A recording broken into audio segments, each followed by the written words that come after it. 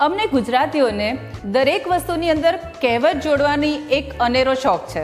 આજની જે રેસીપી છે એના માટે પણ એક બહુ જાણીતી કહેવત છે, ગોળ વિના મોળો કંસાર અને મા વિના સૂનો સંસાર. હવે તો તમે સમજી જ ગયા હશો. આજની જે રેસીપી છે એ છે કંસાર. હું છું શિવાની મહેતા. તો ચલો શરૂ કરીએ કંસાર બનાવવાનું.